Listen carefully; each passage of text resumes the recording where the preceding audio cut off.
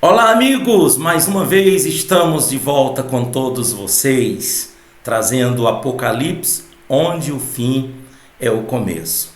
E desta feita nós vamos trazer a segunda parte do Apocalipse, a segunda visão, Cristo e o mundo.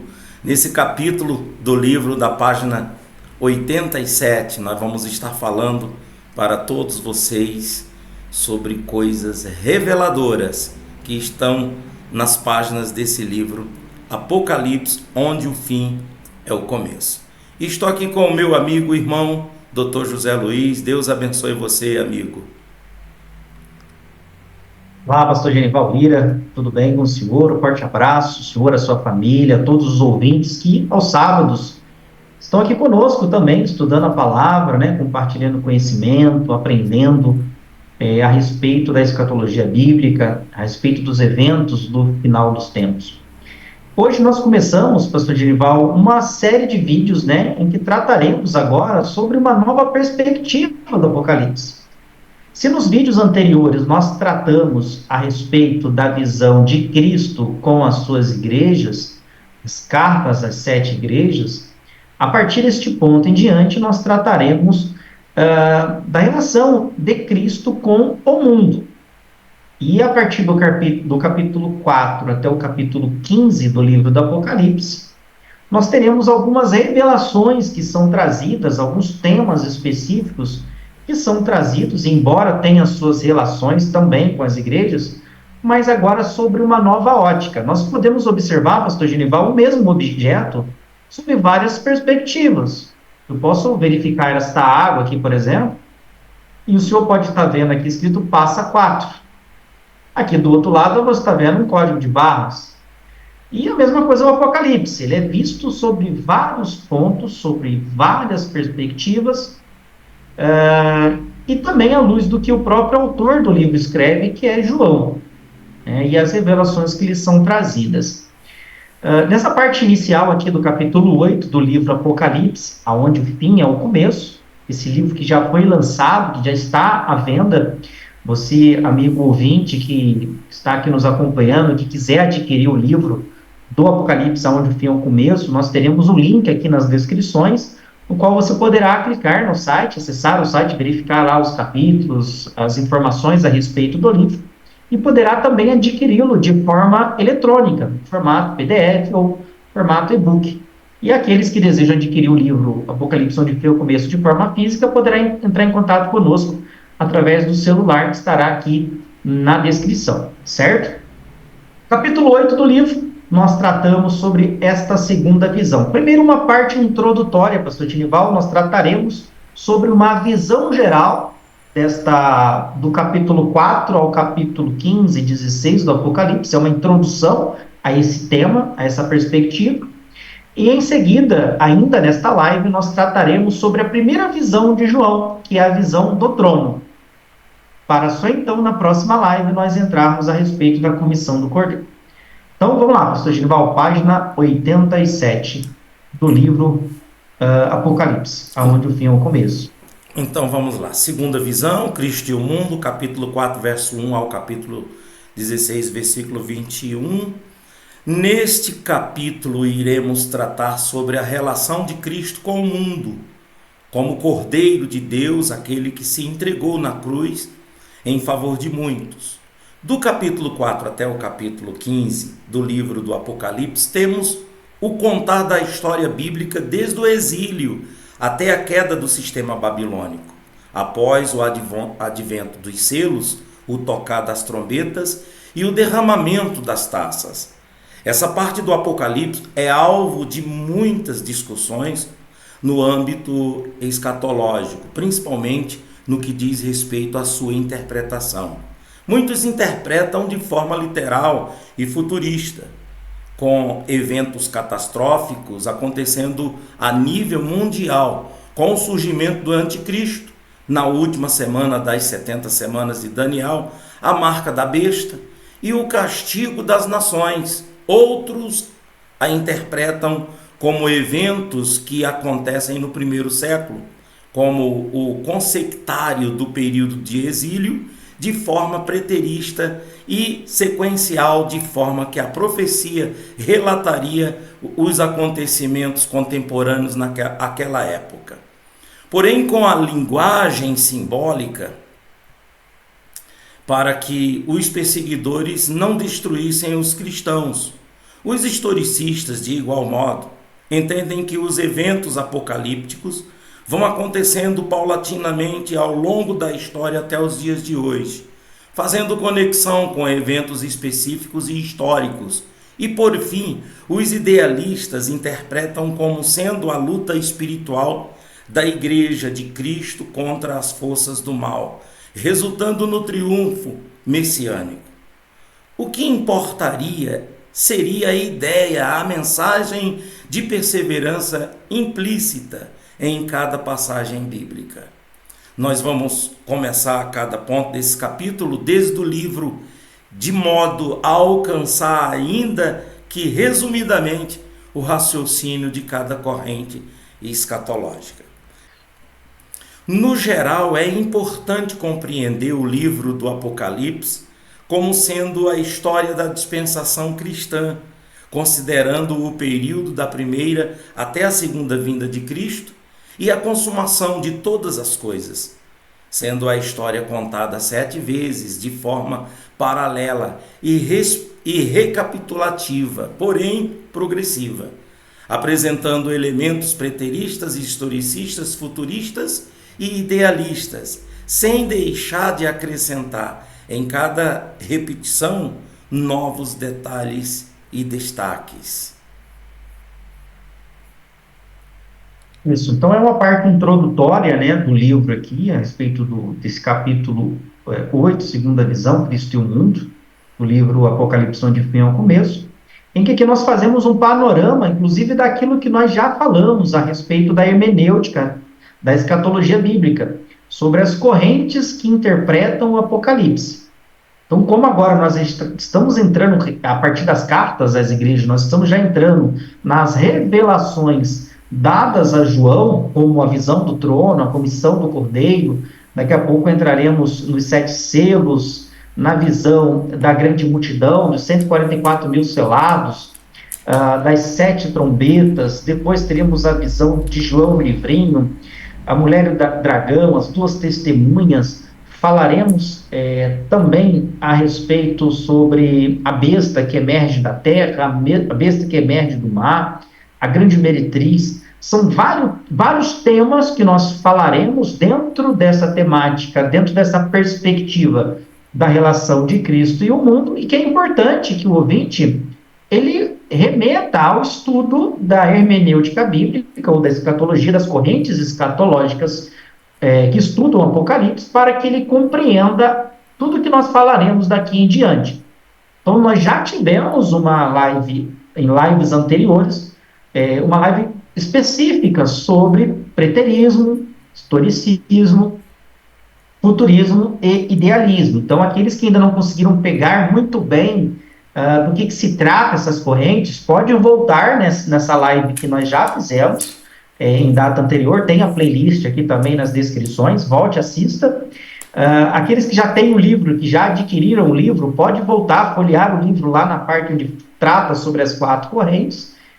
E logo aqui nessa parte introdutória, nós falamos de maneira bem sucinta, bem resumida, do que tratam essas 4 correntes e qual a perspectiva delas em relação a essa temática que nós vamos entrar agora. Tá? Então, para os preteristas, a partir de agora, começa-se o relatar de uma história. Que história é essa? De uma história que acontece desde o exílio babilônico até o finalzinho ali do período apostólico, dos pais na fé. Entraria ali talvez pelo ano 350, 400 depois de Cristo, seria a junção da igreja primitiva, de alguns cristãos com o Império Romano. Então, estaria contando essa história de uma forma mais ao passado, remetendo a esses eventos que aconteceram no passado. E aí, tudo que você vai aprender daqui em diante, seja sobre os selos, trombetas, taças, estariam vinculados a esse período mais preterista, mais para aquela época, certo?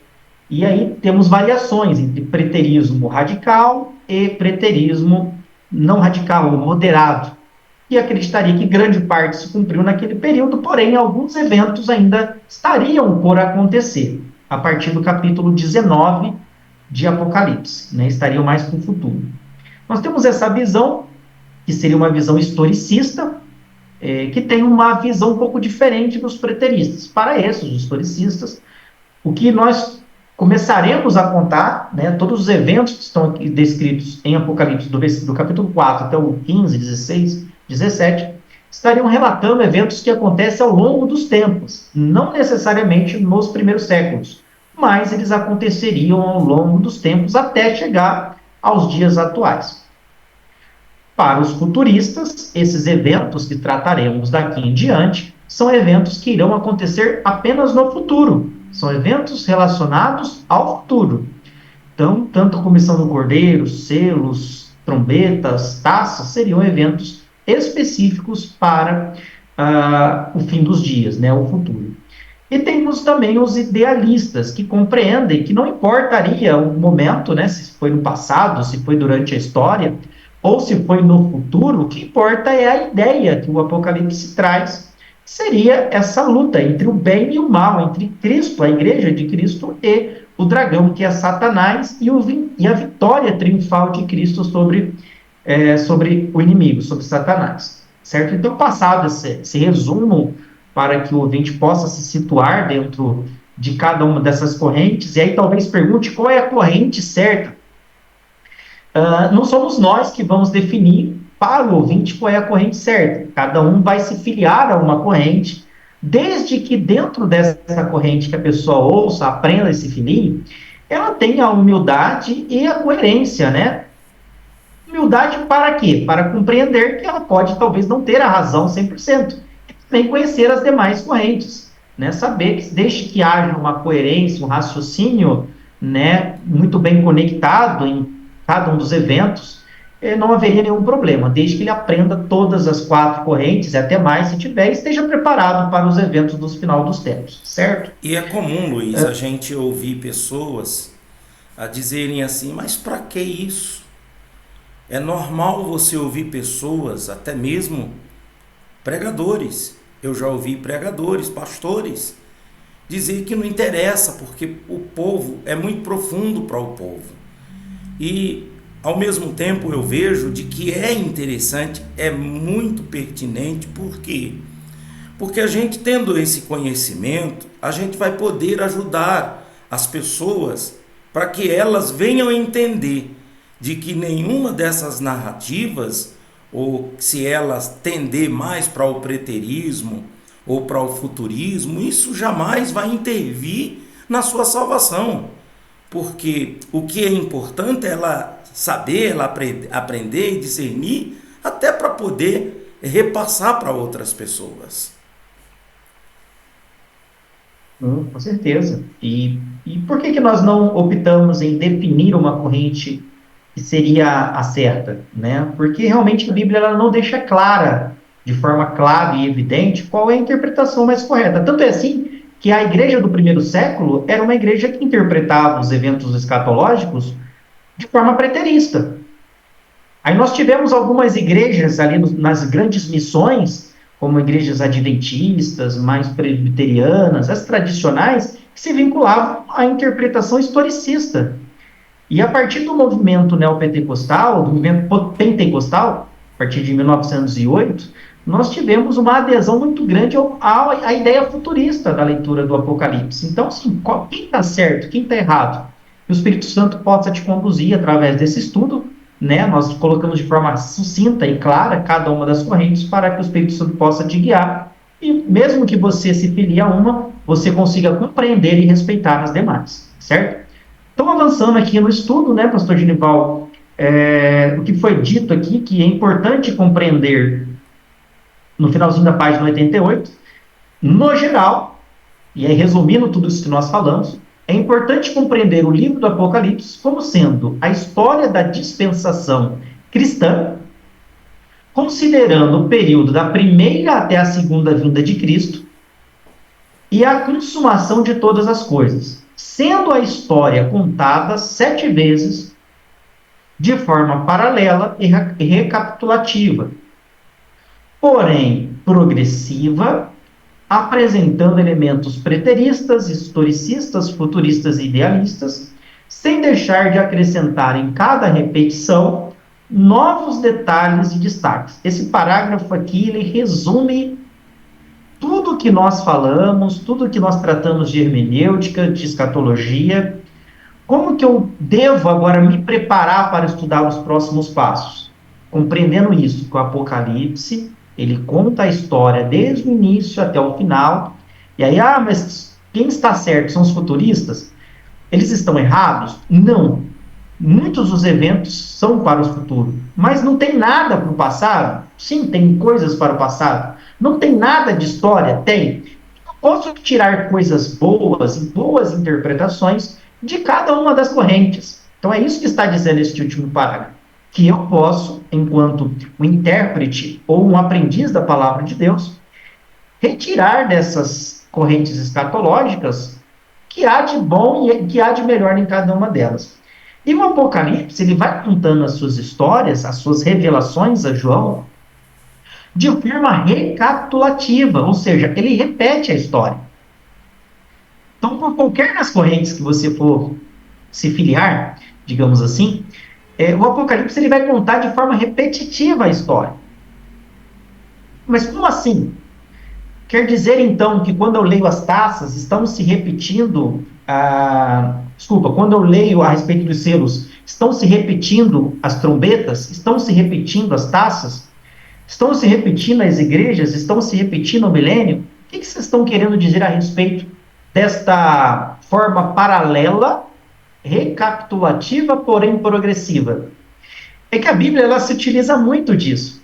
Nós podemos perceber esse tipo de escrita tanto no livro de Mateus, quanto no livro de Lucas e de Marcos, quando o Senhor Jesus vai falar a respeito do sermão escatológico.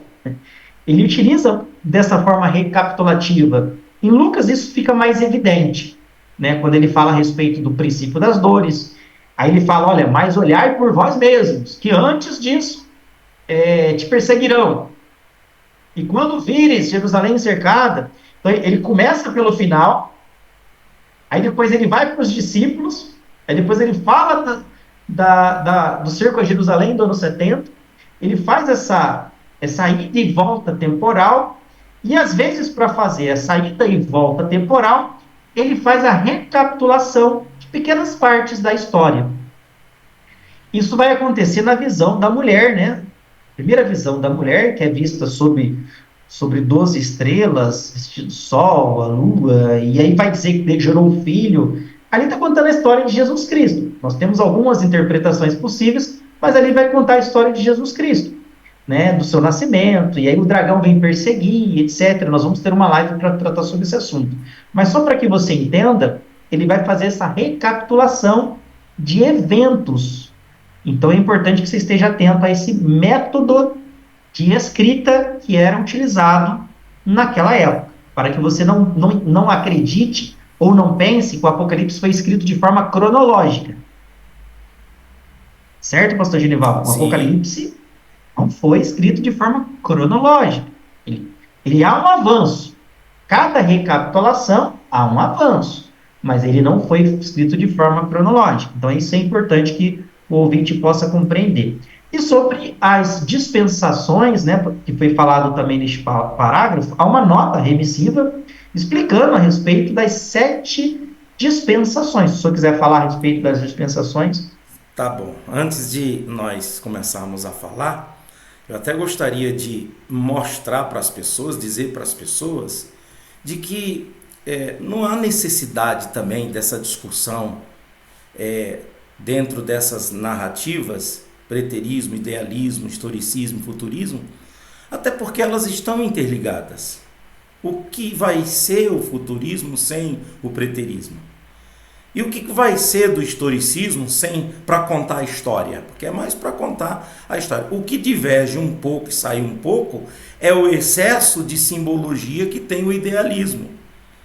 né? Mas é desnecessário essas discussões, ao ponto de haver debates fortes, né? Que ficam quentes entre eles, aqueles que compram a bandeira, que vestem a camisa e se julgam estarem certos na escolha da interpretação teológica. Eu vejo desnecessário tudo isso, Luiz. E agora, vindo para cá, para a dispensação, tá aqui nesse rodapé. Você pode, em todo o livro, você vai deparar com essa explicação aleatória para que você possa entender os assuntos, como esse, a primeira dispensação, que foi no período da inocência, lá a proposta divina de não comer do fruto, em Gênesis capítulo 2, do 15 ao 17, que fracassou, né? Terminou Adão comendo, o casalzinho lá comendo do que não deveria comer, e deu nisso tudo, né? Resultou na maldição, na morte, né? Não era para ter a morte física, nem a morte eterna, era vida eterna. Capítulo 3, no versículo 3. E a partir dessa primeira dispensação da inocência, vem as outras dispensações, que é a dispensação do período da consciência, a expulsão de Adão e Eva do jardim do Éden, em Gênesis 3, versículo 23, ali tem consciência do bem e do mal, mesmo assim se corromperam. E a gente vê no decorrer dessa dispensação que a Bíblia ela não fala muito, ela não traz muitos documentários, registros para nós, mas houve essa dispensação. Gênesis 6, versículo 11, que resultou no dilúvio, né? Gênesis 6, versículo 17. E a terceira dispensação é o período do governo humano, essa responsabilidade de povoar a terra. Gênesis 9, no versículo 1, a desobediência no Gênesis capítulo 9, versículo 9, que resultou também na confusão de línguas, ali quando eles tentam construir uma torre, construir a Torre de Babel, e está ali ao período de Nirodes. Você vai ver na história, se você estudar sobre esse personagem bíblico, que é bisneto de Noé, Nirodes, que ele toma a iniciativa de toda essa história, de todas essas obras, de toda essa confusão que houve, né? Mas aí vem a quarta dispensação, que é o período da promessa. Aí entra o período de Abraão, quando Deus ele faz promessa para Abraão. Nós já estamos aqui nessa quarta dispensação. E vem a dispensação da lei, que já é Moisés no Monte Sinai, quando o Senhor se encontra com Moisés ali no monte e manda Moisés, dá ordem para Moisés, capacita Moisés, dá todas as diretrizes para que Moisés vá buscar o seu povo que está lá no Egito, para trazer para esse lugar, o monte, para adorá-lo, para servi-lo. E vem essa dispensação do período da lei. E essa sexta dispensação, que é o período da graça, essa dispensação do período da graça, que começa com Cristo, e estamos até hoje nesse período da graça, chegando ao final dela, né? Com a vinda do Senhor Jesus.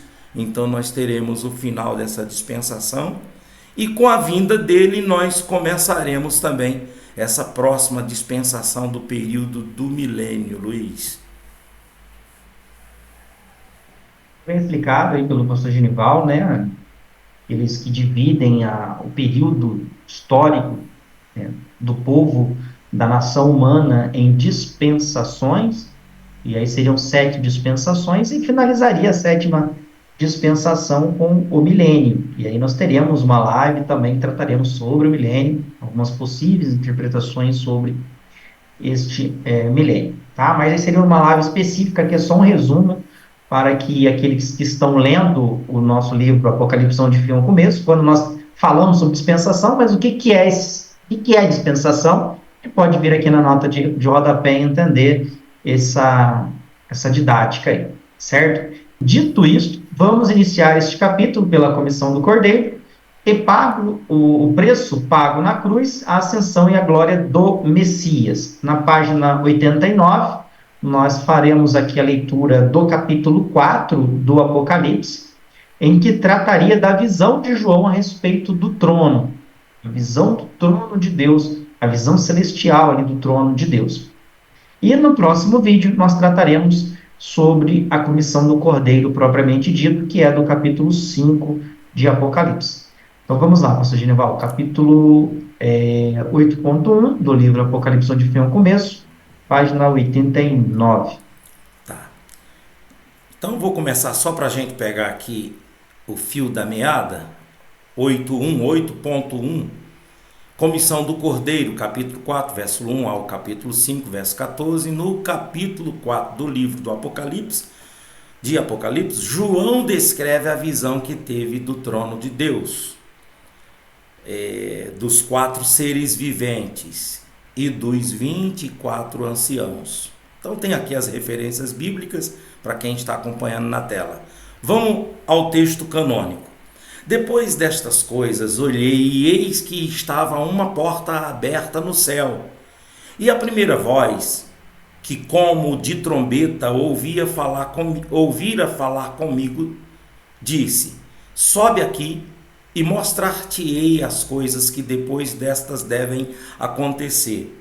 E logo fui arrebatado em espírito, e eis que um trono estava posto no céu, e um assentado sobre o trono.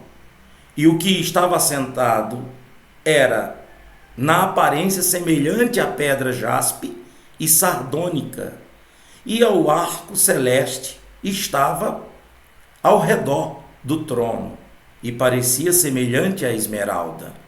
E ao redor do trono havia 24 tronos, e vi assentados sobre os tronos 24 anciãos, vestidos de vestes brancas, e tinha sobre suas cabeças coroas de ouro. E do trono saíam relâmpagos, trovões e vozes, e diante do trono ardia 7 lâmpadas de fogo, as quais são os 7 Espíritos de Deus. Então, Apocalipse do 4, 1 ao 5. João afirma que depois destas coisas, ou seja, da visão das cartas às 7 igrejas, viu uma porta aberta no céu, e lhe foi revelado que depois destas coisas haveriam de acontecer. Vale a pena dizer que depois destas coisas, ou as coisas que depois destas devem acontecer, podem designar e a depender da corrente escatológica que se siga após o período das igrejas ou ainda depois da visão das cartas às 7 igrejas, não necessariamente do período de cada uma. Luiz, você quer comentar alguma coisa? Esse momento aqui é aquele momento glorioso, né? Que João é levado em espírito aos céus, ele não é arrebatado aos céus, mas em espírito é levado aos céus e tem essa visão a respeito do trono, e sobre este trono assentado o nosso Deus, né? E ele começa ali a tentar descrever com aquilo que ele conhecia, né? É normal que nós venhamos tentar descrever aquilo que nós estamos vendo com coisas que nós já estamos costumeiramente adaptados. Então, quando João vê lá o próprio Deus assentado sobre o trono, não é que ele como está escrito aqui, né, ele seria de pedra jaspe, sardônica, né, e havia ali semelhante à esmeralda.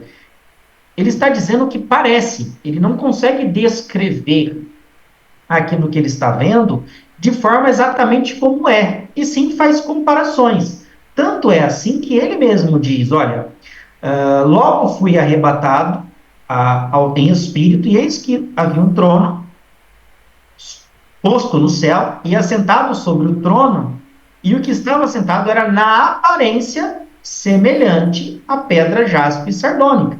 Ele não era feito de jaspe e sardônica, tá? Então, sim, vamos começar a aprender a interpretar a Bíblia conforme ela está escrita, né? Isso é importante que os ouvintes que estão aqui agora nos acompanhando nesse estudo mesmo, que nós estamos fazendo aqui, já deixou até de ser uma apresentação para ser um estudo, para que ele se adapte a esse modo de leitura, compreender o que está escrito. Então, é João dizendo o que ele está vendo conforme aquilo que ele tinha de conhecimento, certo? A respeito da porta no céu, nós já falamos a respeito dessa porta. Né? Há uma porta no céu, inclusive é falado da igreja de Filadélfia. Colocarei diante de ti uma porta que, uma vez aberta, ninguém poderá fechá-la, e fechada, ninguém poderá abrir. Falamos sobre a porta figurativa que haveria no inferno, uma porta figurativa no céu. E avançando, né, o pastor Genival acabou de ler no livro, depois destas coisas, então o que João está dizendo aqui? Que após ele ter a visão das 7 cartas aos 7 anjos das 7 igrejas, lhe foi trazida esta revelação do trono. É o que inicia-se logo o primeiro versículo do capítulo 4 de Apocalipse.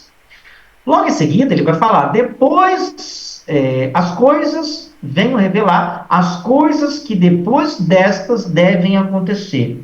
E aqui ele já está falando de uma outra coisa, né? Não é a mesma depois destas coisas. As coisas que depois destas devem acontecer são os eventos que acontecerão após as revelações dadas às 7 igrejas. Então, muitos vão dizer aqui, mas será que a partir de agora essa visão é uma visão já futurista, é uma visão preterista? O que é isso? Vai depender da forma que você compreende as 7 cartas às 7 igrejas. Se você compreende que as 7 cartas foram enviadas para aquelas igrejas específicas daquela época, então, após se cumprir o que foi dito àquelas igrejas daquela época, é essa visão, a partir do capítulo 4 até o capítulo 18, 19 de Apocalipse, é o que vai acontecer logo a seguir. Mas se você crê que as 7 igrejas compreendem os 7 períodos históricos de toda a igreja, então, após o período histórico das 7 igrejas, irá se iniciar esta visão aqui de João. Tá? Então, sim, é uma coisa conecta com a outra, e nenhuma das correntes estariam erradas desde que fossem interpretadas de forma coerente. Se você interpreta as igrejas como algo lá atrás, aqui também vai ser lá atrás. Se você interpreta ao longo dos períodos, aqui também vai ser ao final desses longos 7 períodos. É o exemplo da garrafa, né? Exatamente, é o exemplo da garrafa. Ou do tablet. Exato. Aqui você está vendo a parte traseira do tablet. Já eu tenho essa visão de frente, né?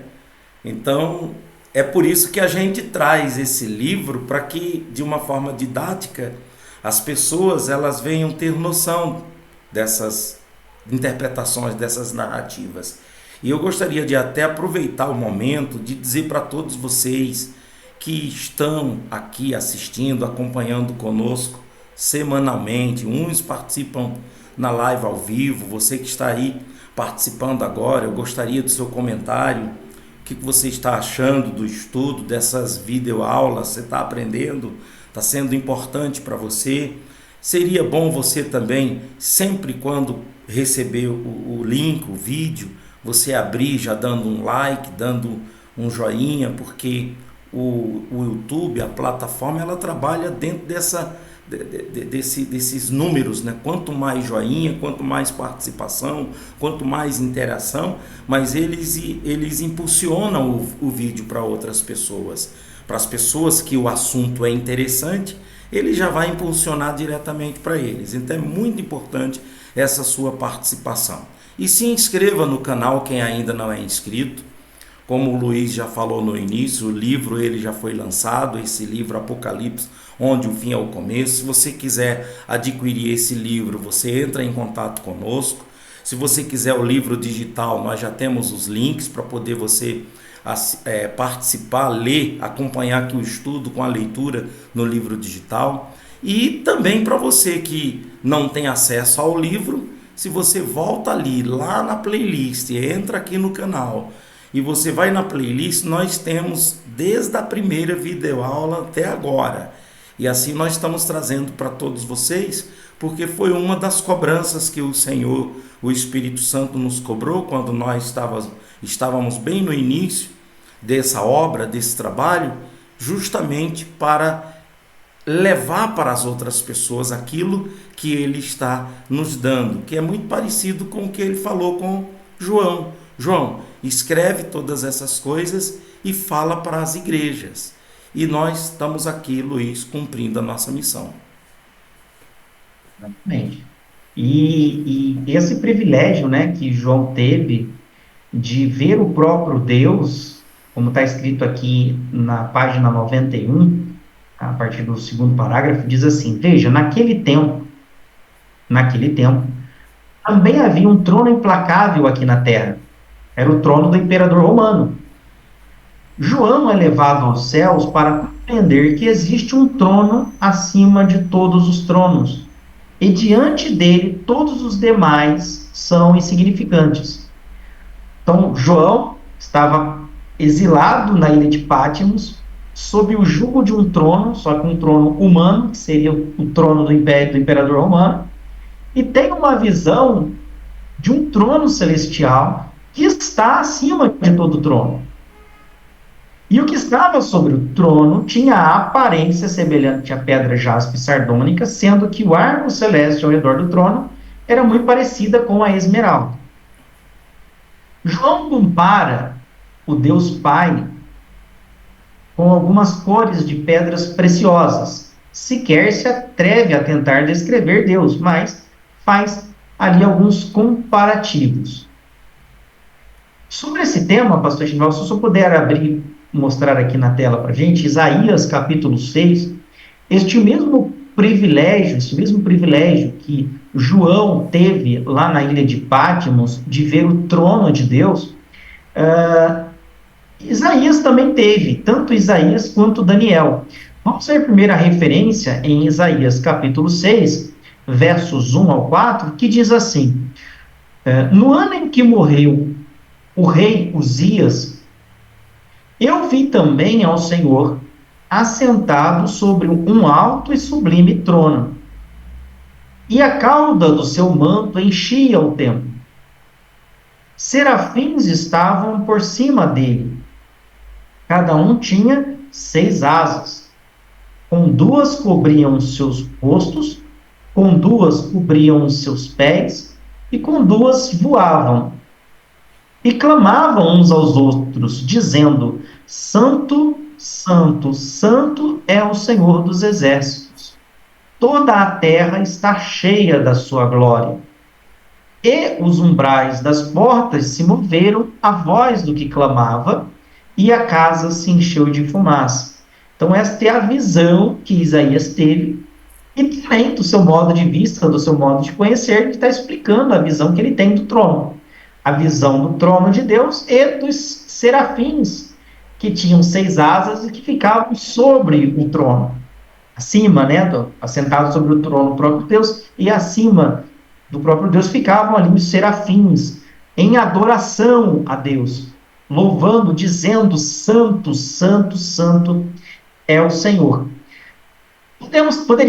Poderíamos também tipificar este cenário, né, celestial, com as referências lá do livro de Ezequiel, capítulo 1. Nós não vamos colocar aqui na tela, não. Se o senhor puder já deixar aberto, pastor Genival, Daniel 7.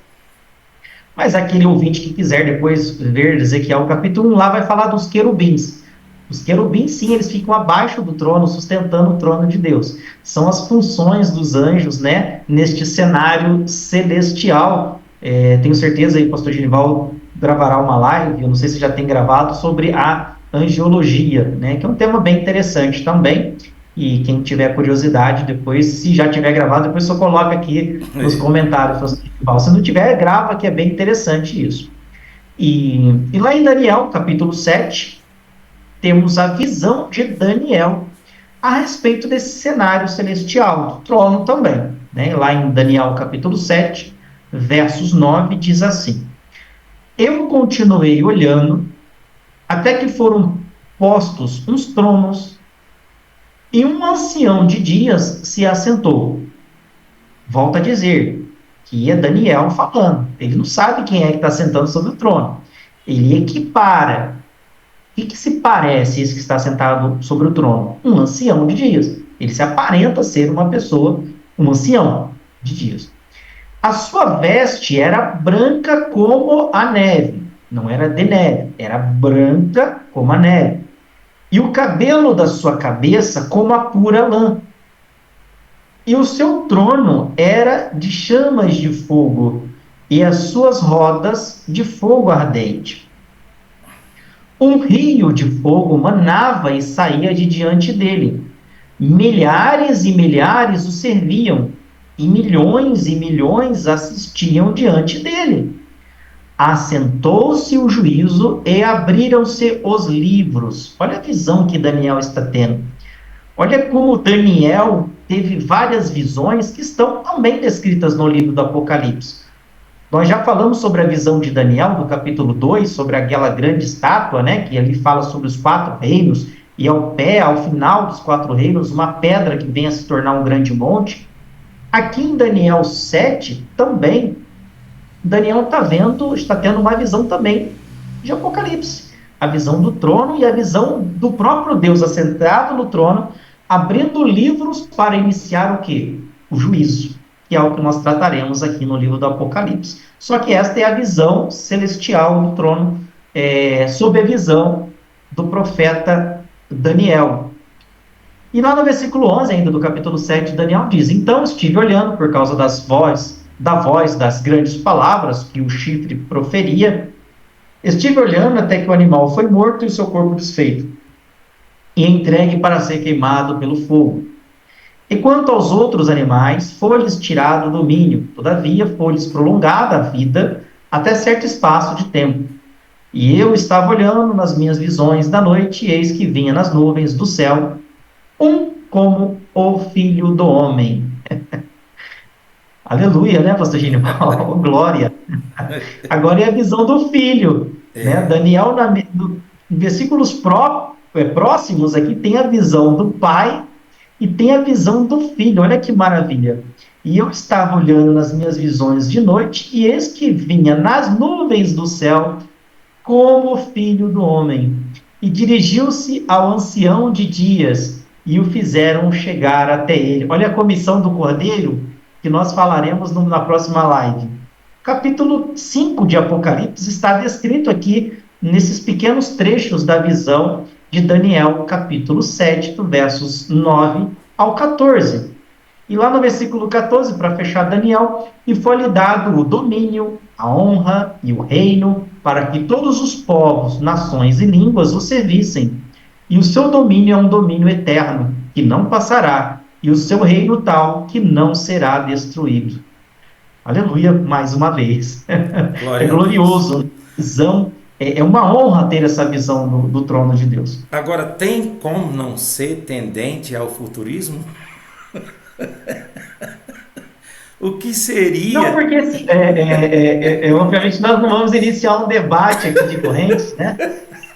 Porque, eu vou explicar por quê, já que o pastor Genival tocou no assunto, é porque que ele está dentro do Império Romano. Em Daniel 7, ele está tendo a visão dos 4 animais. O primeiro seria o Império Babilônico, o segundo, o Medo-Persa, o terceiro seria o Império Grego, e o quarto e último animal seria o Império Romano. Entre o terceiro e o quarto animal, há uma pausa para que Daniel tivesse a visão de quem? De Deus, entre o Império Grego e Romano. Guarda essa informação. Nós não defendemos os preteristas, mas guarda essa informação. Entre o Império Grego e Romano, ele tem a visão do trono de Deus. E ele tem a visão da comissão do Cordeiro, que é quando Cristo é morto na cruz como Cordeiro, e ele é assunto aos céus. Então, esse momento aqui, na visão dos preteristas, como eu sou mais inclinado, estaria acontecendo exatamente quando Cristo é morto na cruz e ele é assunto aos céus. E quando ele é assunto aos céus, Apocalipse capítulo 5, é neste momento que ele deixa de ser apenas o Cordeiro para receber a sua glorificação. Ele passa a ser agora o nosso Cristo glorificado. E ele passa a ter o direito de abrir os selos do livro, que aí nós começamos com Apocalipse capítulo 6. Tá? Isso afirma que os preteristas estejam corretos? Não, só estou trazendo alguns argumentos do preterismo, né? Mas Mais à frente nós teremos uma live para tratar sobre esses temas de debates aí das correntes. Mas é isso, essa é a intenção, é trazer essa glorificação, né? É uma honra tanto para João, quanto para Isaías, quanto para Daniel, poder ver essa imagem do futuro. Isso aqui eu posso concordar com o senhor, essa imagem para eles era futuro, para Isaías, talvez Isaías nem compreendesse do que ele está falando. Que visão é essa?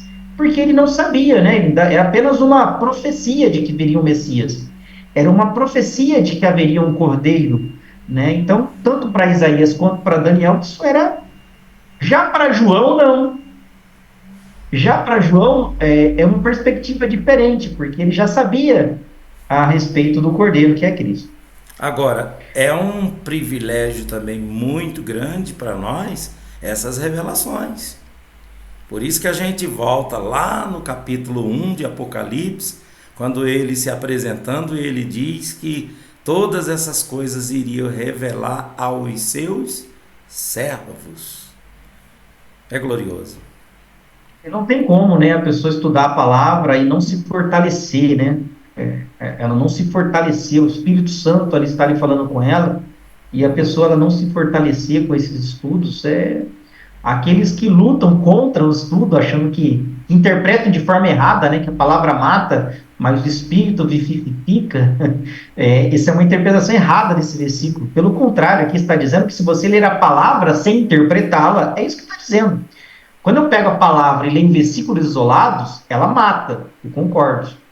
Mas o Espírito vivifica é o quê? É quando eu leio a palavra de forma a compreendê-la, deixando o Espírito Santo falar comigo, eu conseguindo interpretá-la, isso vivifica, isso traz vida àquele que estuda e àquele que aprende a palavra. Eu posso até dar um conselho, Luiz, para esses amigos estudiosos que gostam de mergulhar no conhecimento, de que eles podem mergulhar tranquilamente. Eu sou experiência viva, porque no início dos meus estudos, quando eu comecei a estudar, chegou um momento da minha vida, desses mergulhos, de que eu fiquei um pouco confuso também.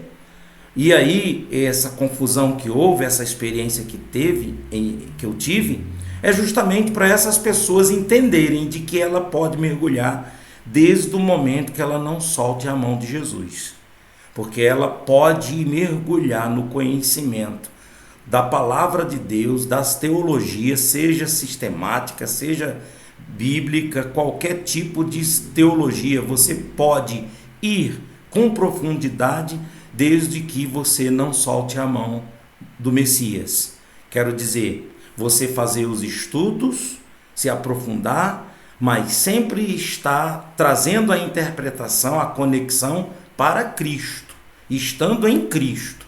Porque se você começar a estudar, ou então ouvir pregadores, outras pessoas aí que falam outras coisas, você vai ou se afastar demais para o candelabro, para a simbologia, para uma outra narrativa e interpretações erradas ao ponto de se tornar heresias, ou você vai para o outro lado da cruz, se tornando um religioso, e assim você vai ficar perdido. Enquanto que se você colocar Jesus como centro, Jesus como o seu guia, sua linha, sabe quando o mergulhador profissional, ele mergulha na profundidade das águas, mas ele tem um cabo que o guia, ele tem um guia. Assim também somos nós, Luiz. Exatamente, com certeza.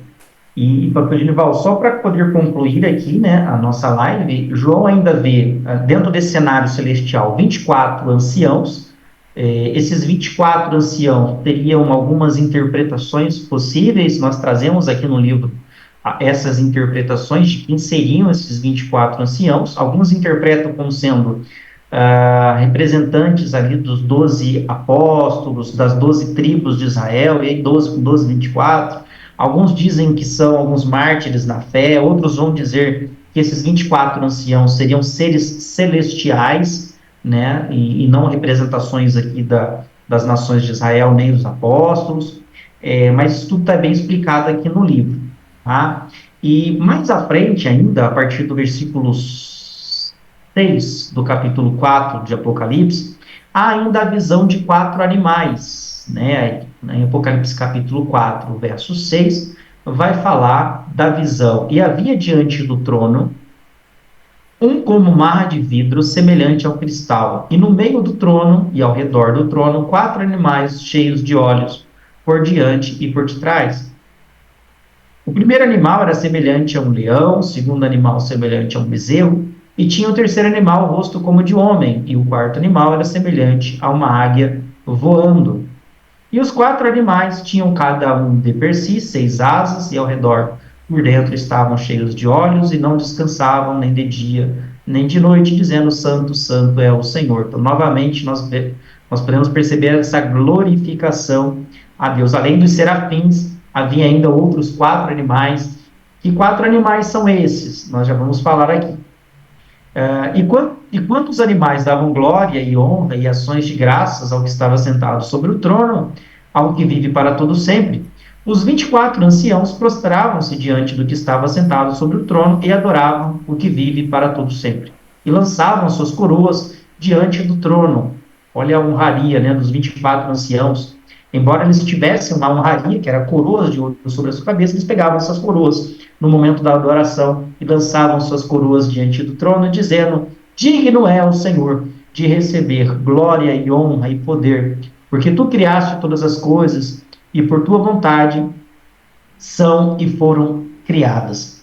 Esses quatro animais que ficam abaixo do trono, nós já falamos, seriam os querubins, né, que têm referências lá no livro de Ezequiel, capítulo 1 e capítulo 4, lá tem a descrição a respeito desses querubins, como é que eles são, né, e o pastor Genival também vai deixar a live aqui a respeito da angelologia, que é um tema bem interessante para aqueles que gostariam de se aprofundar aí no assunto. E, finalizando aqui, né, pastor Genival, ainda sobre esses anjos, no capítulo 95 do livro Apocalipse, onde o fim é o começo, lá na página 95, lá vai trazer uma outra possibilidade, tá? Lá vai dizer assim, ó. Segundo a Bíblia, os querubins são seres celestiais de uma classe específica de anjos, página 95. Específica de anjos, dotados de grande autoridade, com a função precípua de proteção. Tem referências em Gênesis 3, 24, Êxodo 25, 18 ao 20. Além de ser considerado carruagem em que Deus desce à terra, segundo Samuel 22, versos 11, e Salmos 18, versos 10. Segundo estudiosos, o próprio Satanás, originariamente, pertencia à classe dos anjos, desses anjos, os querubins, né? Naquela referência em Ezequiel 28. Eras, querubim, ungido, etc, etc, para aqueles que acreditam que a profecia ao rei de Tiro se tratava ali também de uma descrição a Satanás, que no princípio seria um querubim ungido. Esses anjos ainda poderiam representar a criação, o mundo criado da terra. O número 4, em Apocalipse, representaria o número da criação, o número da terra. O leão representaria os animais selvagens. Então, esses querubins têm 4 rostos. Cada um dos lados desses rostos tem um animal. Então, o leão representaria os animais selvagens, o novilho, os animais domesticáveis, o rosto de homem, aqueles que têm alguma semelhança com os seres humanos, e a águia nos remeteria aos animais que voam. Tá? Então, tem aqueles que interpretam os 4 rostos desses querubins como sendo toda a criação de Deus em relação à terra, aos homens, aos animais. Tá? Tem aqueles também que vão dizer que é Cristo, né? As personificações de Cristo, como o leão da tribo de Judá, cordeiro, ele ter vindo em homem, né? E a águia. João, é isso. Aí na próxima live, né, pastor Genival, nós trataremos agora sobre, aí sim, sobre a ascensão de Cristo sendo glorificado, que se refere ao capítulo 5 do Apocalipse. Então, se você tem alguma dúvida em relação a essa temática inicial que nós tratamos hoje, sobre esse aparato geral que nós trataremos sobre Cristo e o mundo. Deixa aqui nos comentários, se você gostou, comente aqui também nos comentários. E também sobre essa visão inicial, né, do trono de Deus, desse cenário celestial, que é glorioso também. Se você tiver alguma dúvida, pode deixar aqui nas descrições, nos comentários. Muito bem, que bom, viu?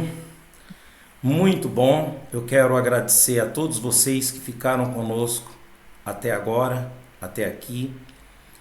E eu quero dizer para você, amigo, de que se você está acompanhando conosco, é porque você é um servo do Senhor e você foi escolhido para que Deus venha revelar para você todas essas coisas através desse livro, através desta programação, dessas videoaulas.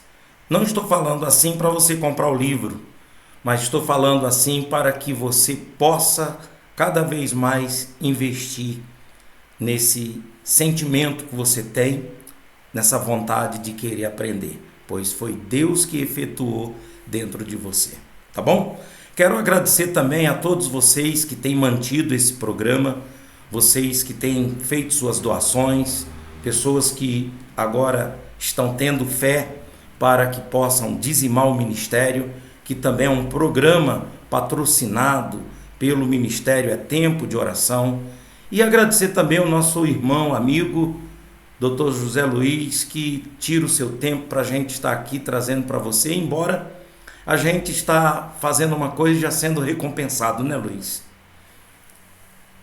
Com certeza, né? A gente não perde tempo, né?